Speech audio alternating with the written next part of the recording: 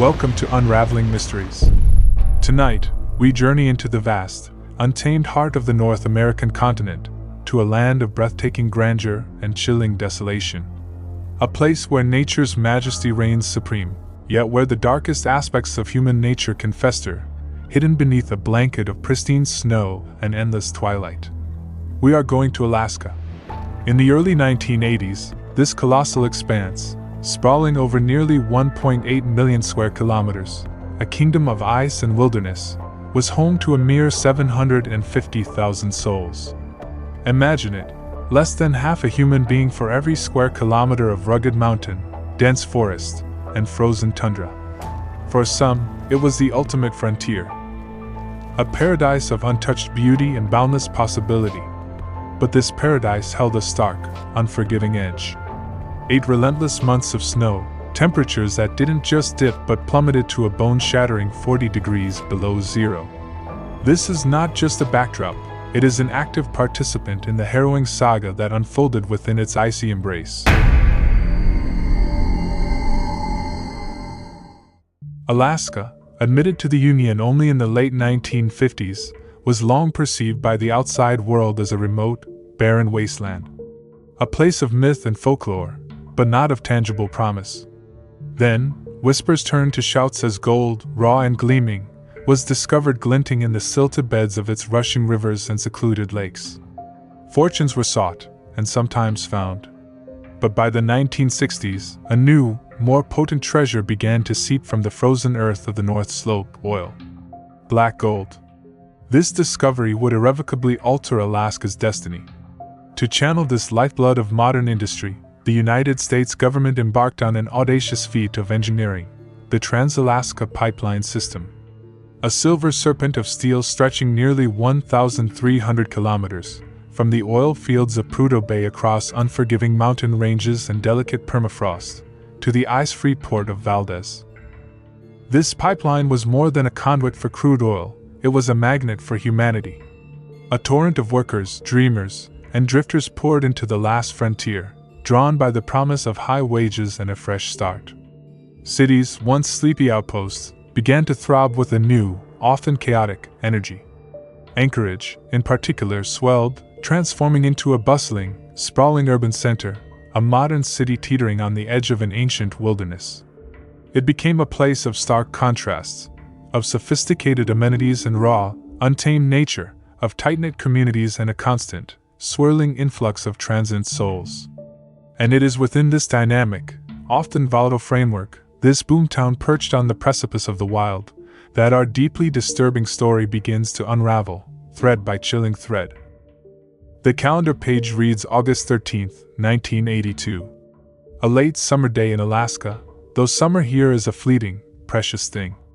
2 off-duty police officers, seeking a momentary escape from the pressures of their profession, have ventured out to the Kenai River. They are approximately 90 kilometers from the relative bustle of Anchorage, enveloped by the profound silence of the Alaskan bush.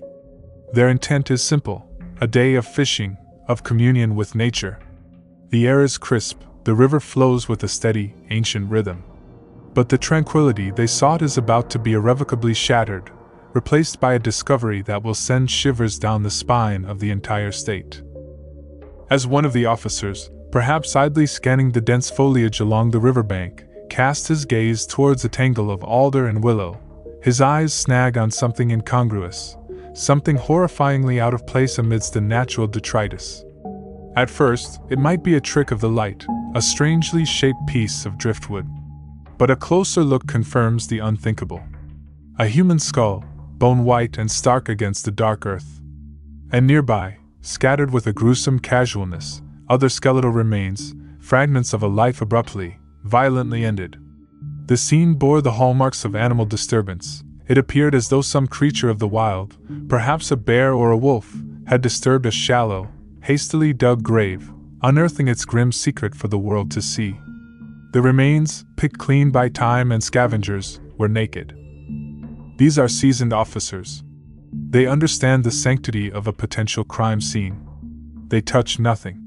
The immediate, overwhelming instinct is to preserve any shred of evidence.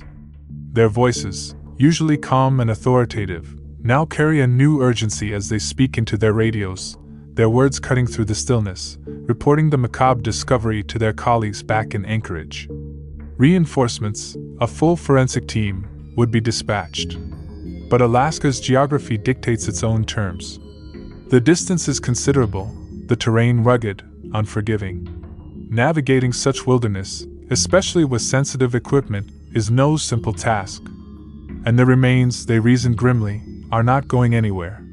The full investigation of the site would commence the following day. As dawn broke over the Kenai, the specialized technical police agents began their meticulous, painstaking work. The air was cold, the ground damp. Every square inch of the area surrounding the remains was examined with excruciating care.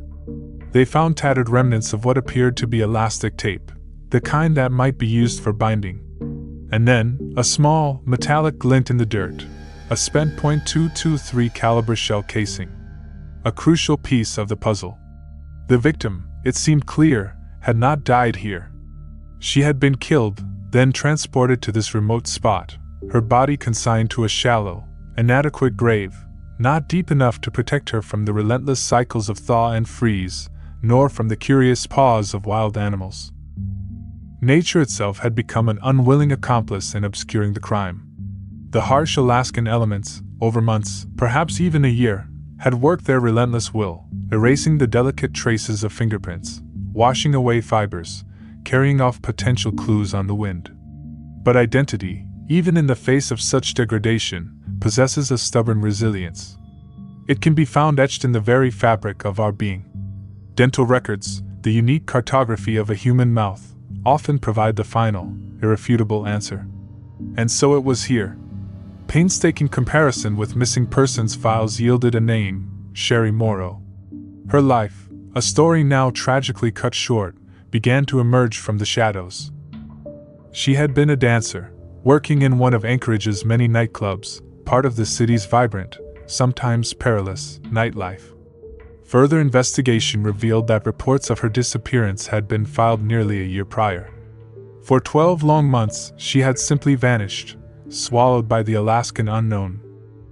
The police began the grim task of tracing Sherry Morrow's last known movements, interviewing friends, acquaintances, anyone who might shed light on her final days. They spoke to her pimp.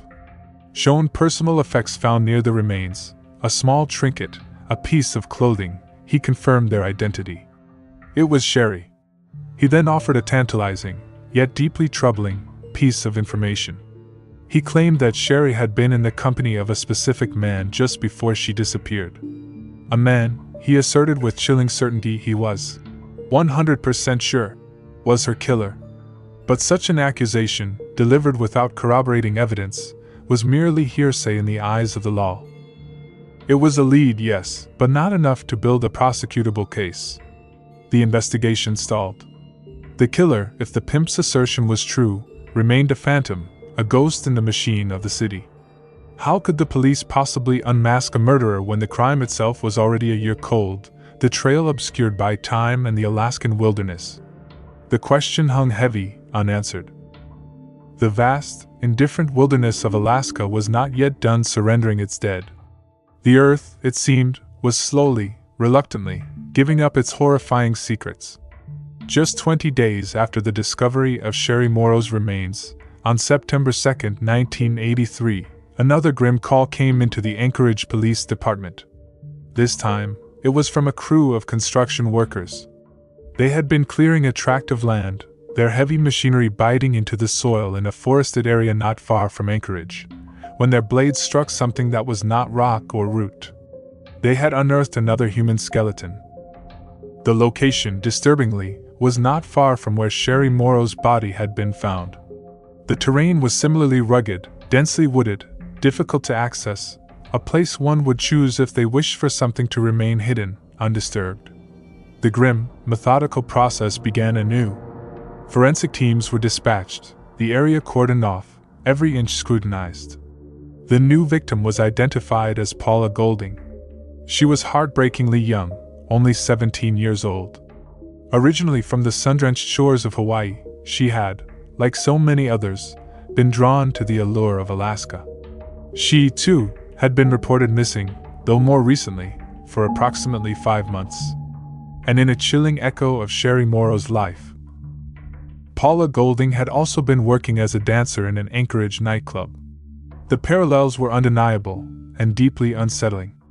Near her remains, investigators found another small, metallic object that sent a fresh wave of dread through the team, another spent .223 caliber shell casing. The fear was no longer a whisper in the corridors of the police department, it was a deafening roar in the heart of the community. 2 victims. Both young women. Both dancers in the city's nightclubs. Both murdered, their bodies discarded in remote, shallow graves.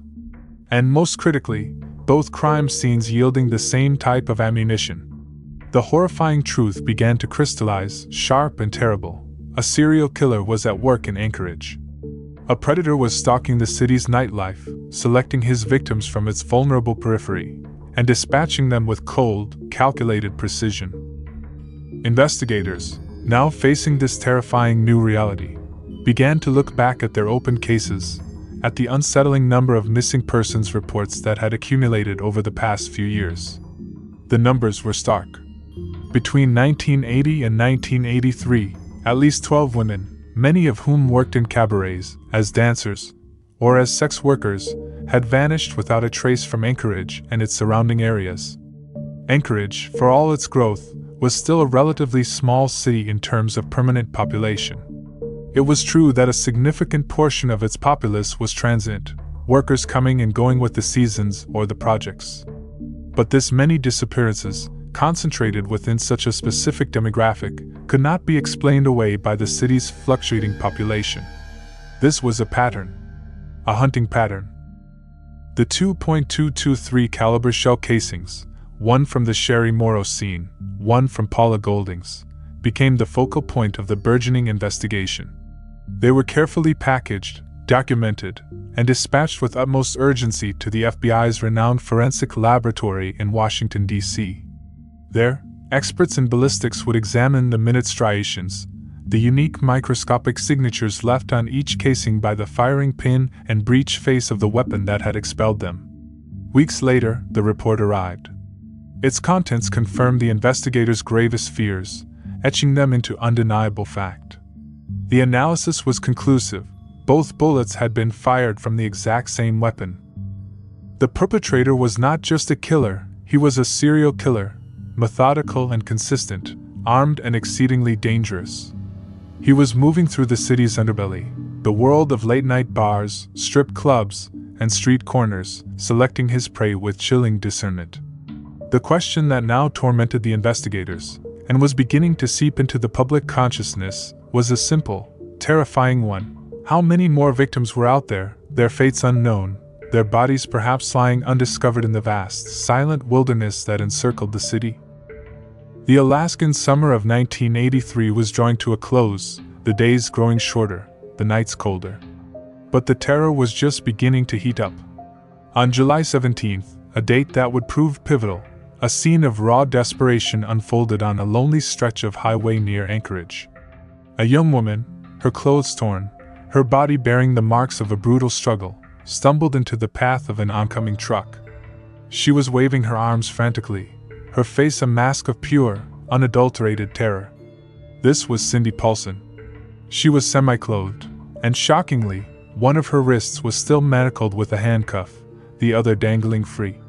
She was screaming, hysterical, shouting for help, her words tumbling out in a torrent of fear, babbling about an attacker, an escape. The truck driver, stunned by the apparition, slammed on his brakes. He quickly helped the terrified, weeping young woman into his cab and, without hesitation, sped towards the nearest point of refuge, the motel where Cindy lived. From there, the call was made. 911. The emergency dispatcher, hearing the panic in the driver's voice and Cindy's traumatized cries in the background, understood the gravity of the situation. Security personnel and police officers rushed to the motel. They found Cindy Paulson in a state of profound psychological distress, teetering on the brink of complete collapse. She was terrified beyond measure, her body trembling, her eyes wide with a horror that seemed to see past the concerned faces of the officers, back to the ordeal she had just endured. Gently, patiently, they tried to coax the story from her, to piece together the fragmented, trauma-laden narrative of what had happened. She told them she worked as a prostitute. A man, she explained, had solicited her services. She had agreed. Standard procedure for her line of work. But once she was inside his car, the encounter had taken a dark, violent turn. He had pulled a gun on her, his demeanor shifting from client to captor in an instant. She remembered the weapon distinctly. It had a wooden stock, a detail that would later prove crucial. He had then produced handcuffs, snapping one onto her wrist, his touch cold, methodical. He'd issued a chilling threat, his voice low and menacing. "If you scream," he'd warned, "I will destroy your mind." He had driven her, she said, to a house. Even in her state of extreme fear, Cindy Paulson possessed a remarkable, almost preternatural, ability to observe and recall details. She described the neighborhood as upscale, a place of well-maintained homes and quiet streets. The house itself, she recounted, was large, imposing. Inside, she had noted luxurious furniture, and ominously, numerous animal pelts and mounted heads, deer, bear, adorning the walls. These were not just decorations, they were trophies, clear and chilling signs that her captor was an experienced hunter. Her description of the house, its layout, its specific contents, was strikingly precise. But it was her description of what transpired inside that house that painted the most horrifying picture. He had led her, she said, to a particular room. And in that room, she saw it, a large, heavy chain, bolted directly into the ceiling.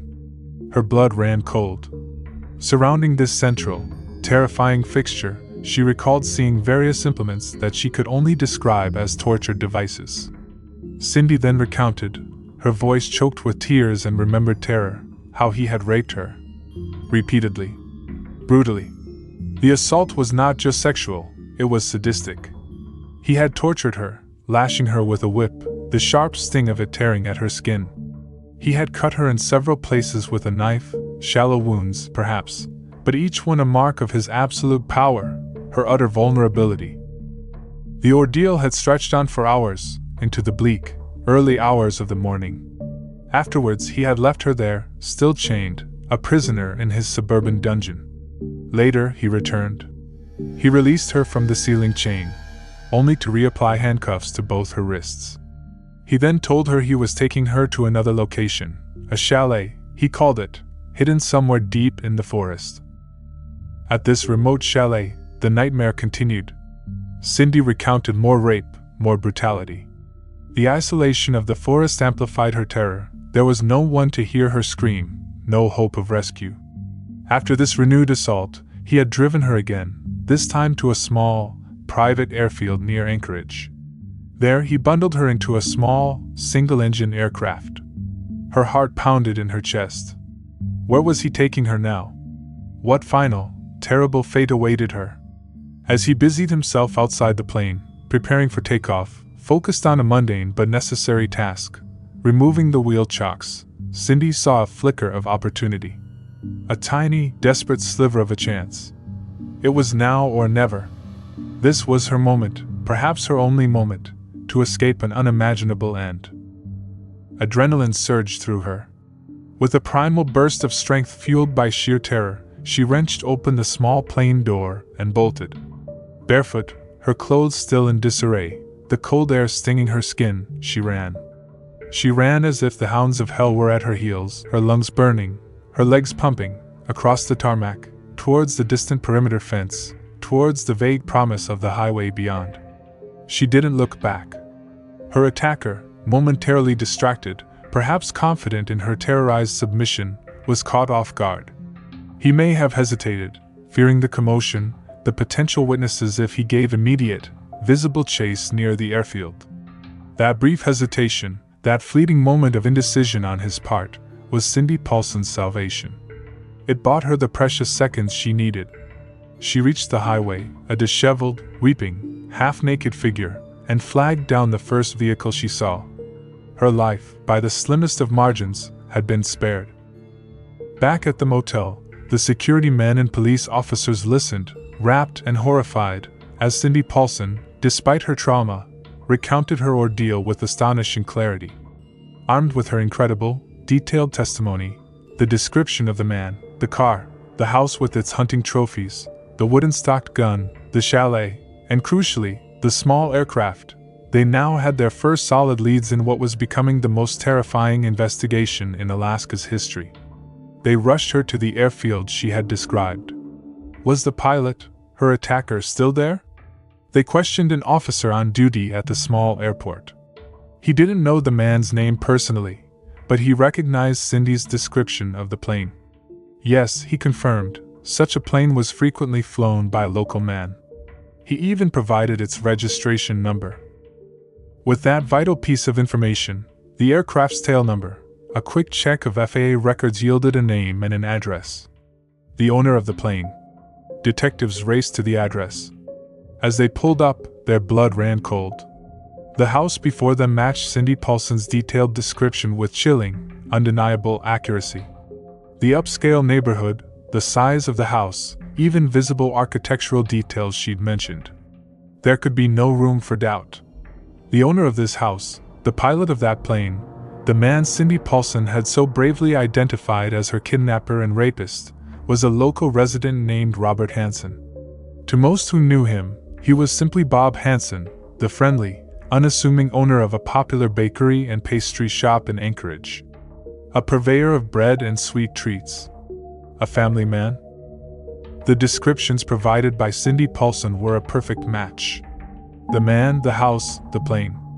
Yet, when investigators confronted Robert Hansen, the mild-mannered baker, he was the picture of calm, cooperative bewilderment. He had an alibi.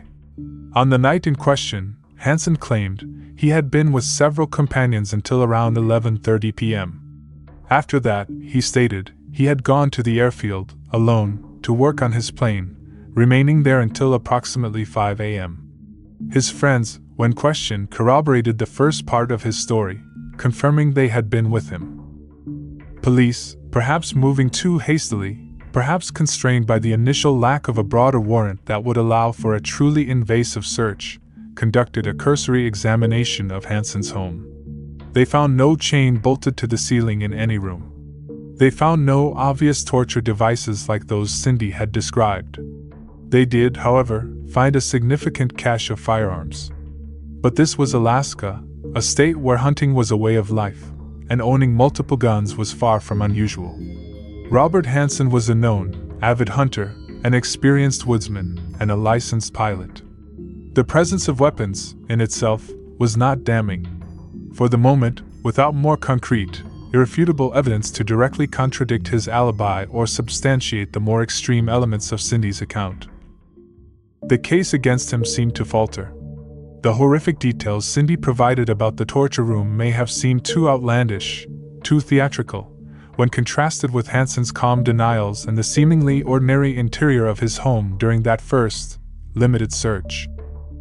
Cindy Paulson, understandably, was devastated. She had survived an unimaginable horror, had found the courage to speak out, to identify her attacker, only to see him seemingly slip through the fingers of justice. Terrified that he might come after her, and profoundly disheartened, she made the difficult decision to leave Anchorage, to put as much distance as possible between herself and the man who had violated her. Her case file, for now, was effectively shelved, another unsolved assault in a city grappling with a rising tide of violence. But one man within the Alaska State Troopers couldn't shake the image of Cindy Paulson's terror, nor the chilling consistency of her story. Trooper Glenn Flotha. He harbored a deep, gnawing conviction that Cindy was telling the absolute truth. He believed Robert Hansen was not just Cindy's attacker, but potentially something far, far more sinister. He couldn't let it go. Though the official investigation had cooled, in Flo's mind, the embers of suspicion continued to glow, fanned by an unshakable gut feeling. He began to dig deeper into Robert Hansen, peeling back the layers of the baker's carefully constructed public persona.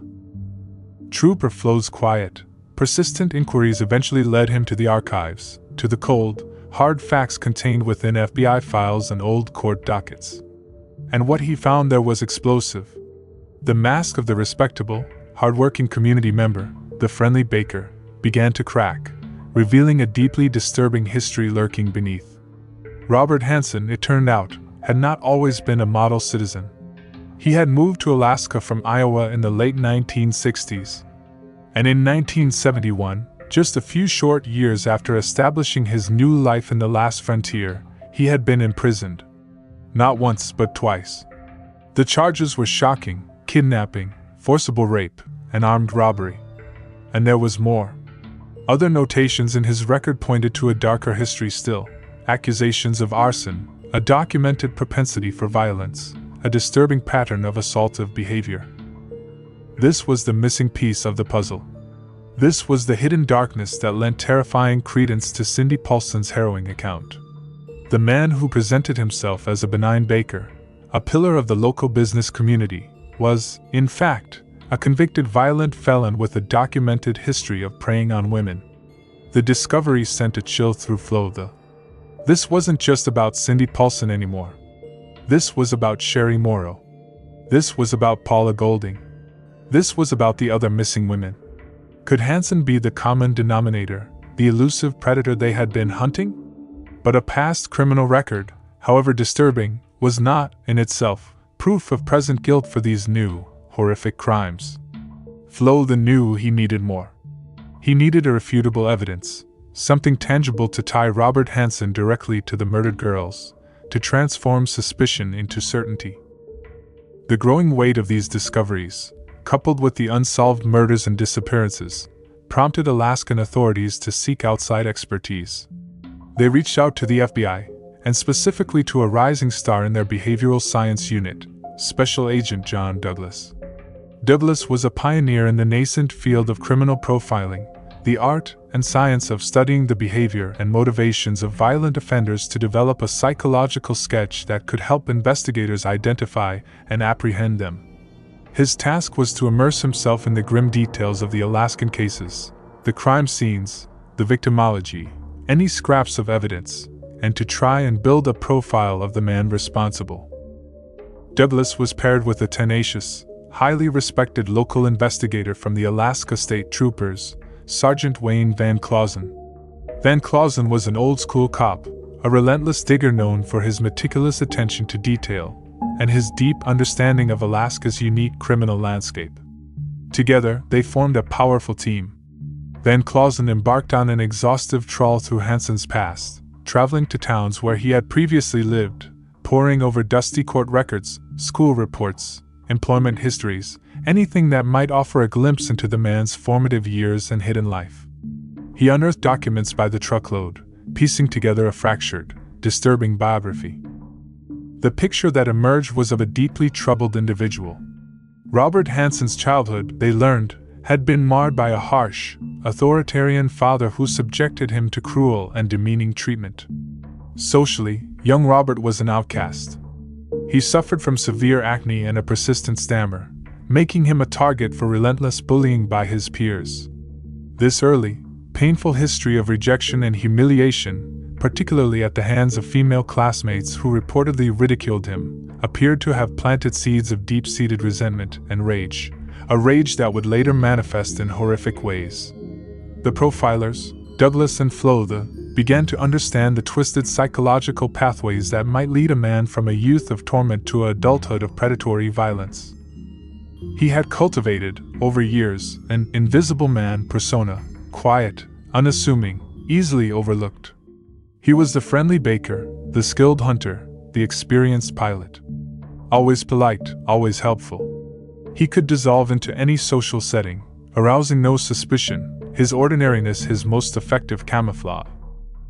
Yet, even with this increasingly detailed psychological profile and a disturbing criminal history, the investigators still lacked the smoking gun, that one piece of concrete physical evidence that would definitively link Robert Hansen to the murders of Sherry Morrow, Paula Golding, and the other missing women. His past crimes were a decade old. The current crime scenes were weathered, yielding few forensic clues. Hansen was a phantom, always just out of reach. It was at this critical juncture that investigators made the crucial decision to circle back to Cindy Paulson. Her testimony, once perhaps dismissed by some as too incredible, now, in light of Hansen's revealed past, took on a new, terrifying significance. She was the only known survivor of an encounter with this man. She was the only one who had seen the inside of his house of horrors, the only one who could describe his methods, his demeanor during an attack. Her memory, her courage, were now their most potent weapons. Investigators now firmly believed they were dealing with a prolific serial killer, responsible for the deaths of at least 8 women, and likely many more, their bodies still lying undiscovered in the vast, unforgiving Alaskan wilderness. Cindy Paulson's detailed account, they hoped, could be the key to unlocking the full, horrifying scope of Robert Hansen's depravity, and finally bringing him to justice.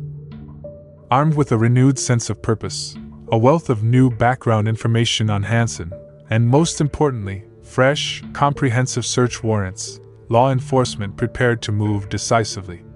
This time, the searches would be exhaustive, meticulous. They would leave no stone unturned. Hansen's home, his remote chalet in the forest, his small aircraft, his bakery, every location associated with him would be subjected to the most intense scrutiny. They were looking for anything and everything, the .223 caliber rifle with the distinctive wooden stock that Cindy Paulson had described with such clarity. They were looking for ammunition. They were looking for forensic traces, blood, hair, fibers. And they were looking for trophies, those chilling souvenirs that serial killers often take from their victims, jewelry, clothing, personal mementos. The operational plan was twofold. One team would apprehend Robert Hansen. Another, larger team would simultaneously execute the search warrants. Hansen was taken into custody at his bakery. He was, as ever, the picture of calm. He offered no resistance, his demeanor unnervingly cool, almost detached, as officers informed him he was being arrested. At the police station, investigators had prepared an interrogation room specifically designed to break through his icy composure. The walls were adorned with large-scale maps of the Alaskan wilderness, marked with the locations where the bodies of Sherry Morrow and Paula Golding had been found. Photographs of the victims, their smiling faces a stark contrast to their grim fates, were also displayed. It was a calculated psychological tactic, an attempt to confront Hansen directly and visually with the reality of his alleged crimes, to shake him, to make him lose that chilling self-control. John Douglas, the FBI profiler, led the interrogation. But Robert Hansen was a formidable opponent. He was intelligent, cunning, and possessed an almost preternatural ability to deflect, to deny, to control the narrative. Despite the carefully orchestrated pressure, despite the mounting evidence they alluded to, Hansen remained steadfast in his denials. He skillfully parried their questions, his voice even, his gaze steady. He gave nothing away. While John Douglas and his team engaged in a battle of wills with Hansen in the interrogation room, the search teams were meticulously working their way through his properties. And it was in Hansen's house, the very place Cindy Paulson had described with such chilling accuracy, that the first breakthrough came. Hidden deep within a seldom-accessed crawlspace, tucked away in a forgotten corner of his attic, concealed beneath layers of insulation material designed to ward off the Alaskan cold, officers found it. A cache of firearms. And among them, a .223 caliber rifle. Its stock was made of wood. It matched Cindy Paulson's description perfectly. But that was only the beginning. The search of Hansen's home yielded another, even more horrifying discovery. Tucked away in a box, innocuous at first glance, was an aviation map of the region surrounding Anchorage. Upon closer inspection, the officers noticed small, hand-drawn X's marked on the map. Dozens of them. These X's were scattered across remote, inaccessible areas of the wilderness, the kind of places one would choose to hide something, or someone, permanently. Chillingly, 3 of these X's corresponded precisely to the locations where the skeletal remains of Sherry Morrow, Paula Golding, and another, as yet unidentified victim had been found. This was no ordinary hunting map. This was a cartography of death. A killer's macabre ledger, each X a potential grave marker. Investigators realized with dawning horror that this map might indicate dozens more victims. The foundations of Hansen's defense were crumbling. Then came another devastating blow. The alibi witness, Hansen's close friend who had initially corroborated his story for the night of Cindy Paulson's escape, was re-interviewed. Faced with the new evidence, and perhaps the sheer weight of his conscience, he buckled. He confessed to the investigators that his previous testimony had been a lie. Robert Hansen, he admitted, had asked him to provide a false alibi, to say they were together when, in fact, they were not. The friend, likely acting out of a misguided sense of loyalty or perhaps even fear of Hansen, had agreed. Now, confronted with the terrifying possibility of what Hansen had truly been doing that night, he recanted his statement, telling the police the truth. Other individuals who had provided parts of Hansen's alibis for various times also began to backtrack, their stories unraveling under scrutiny. The searches continued, relentless and thorough. In Hansen's garage, amidst the clutter of tools and outdoor gear, investigators found more damning evidence, a small collection of women's jewelry. And among these trinkets, they identified a distinctive necklace. It had belonged to Sherry Morrow. This was it. The direct physical link. The net, which had been slowly, painstakingly tightening around Robert Hansen for months, now snapped shut with irrefutable force. The evidence was overwhelming, a mountain of it. Robert Hansen, the friendly baker, the skilled hunter, the family man, was formally charged with the murders of at least 4 young women. Investigators, however, knew in their hearts that the true number of his victims was far, far higher. The map with its chilling X's told a story of prolific, systematic slaughter. Faced with this inescapable avalanche of evidence, the weapon, the map, the jewelry, the recanted alibis, and the powerful, unwavering testimony of Cindy Paulson, Robert Hansen's icy composure finally began to crack. The carefully constructed facade of normalcy, maintained for so many years, shattered. He knew he was caught. But even in defeat, Hansen sought to exert control. He wouldn't confess without conditions. He entered into negotiations for a plea bargain. In exchange for his full and complete cooperation, which critically included leading investigators to the remote burial sites of all his victims, the prosecution agreed to certain terms.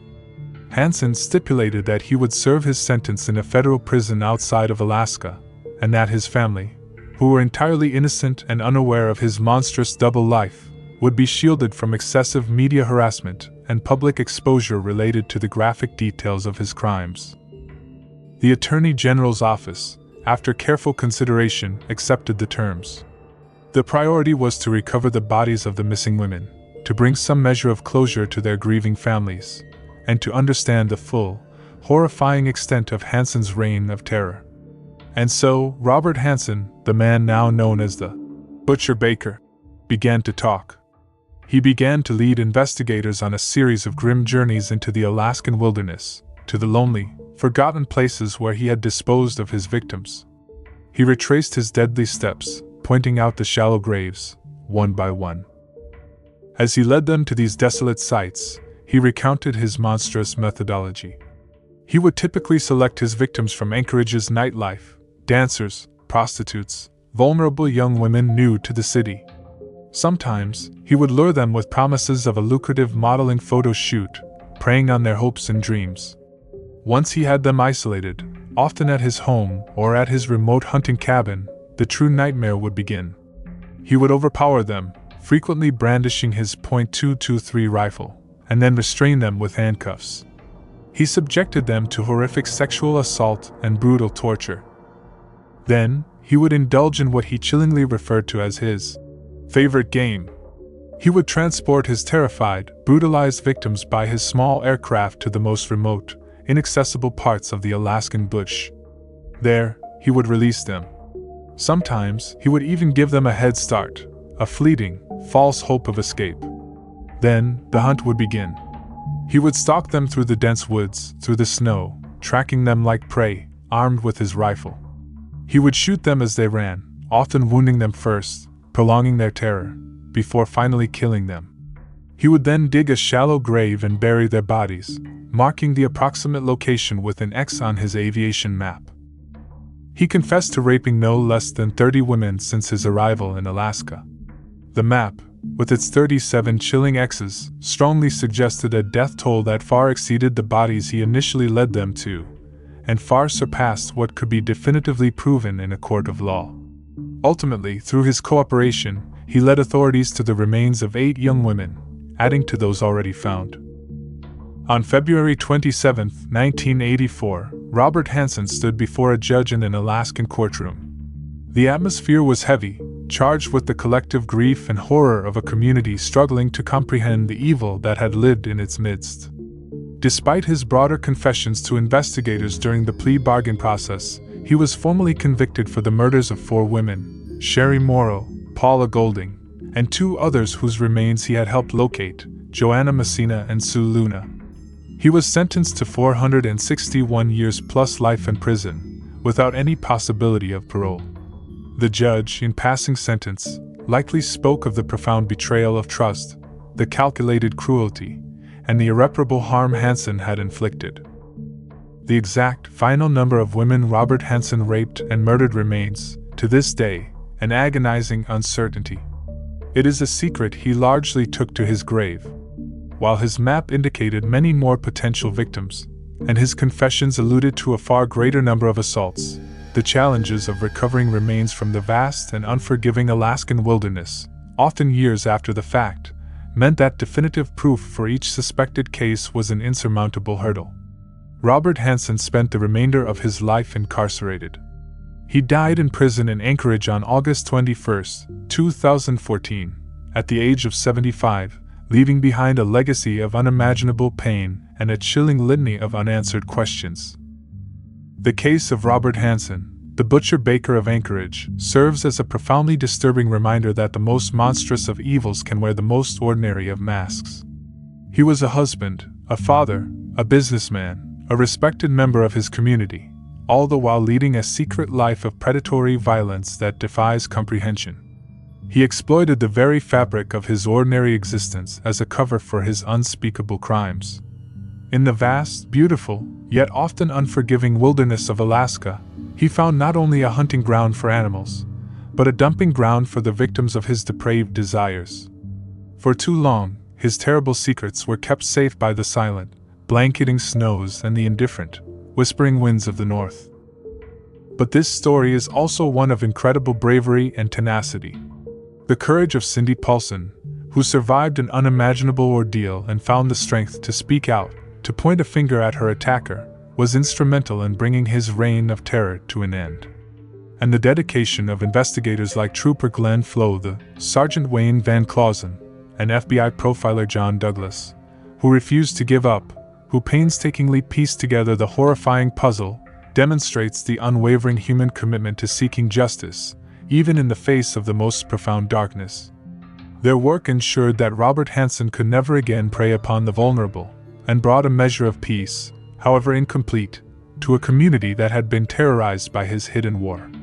The wild heart of Alaska continues to beat, its beauty undiminished, but its memory now forever scarred by the shadow of the butcher baker. Thank you for joining us on Unraveling Mysteries.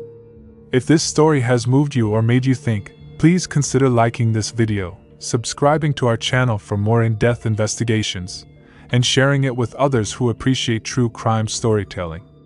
Until next time, continue to question, continue to explore, and always seek the truth hidden beneath the surface.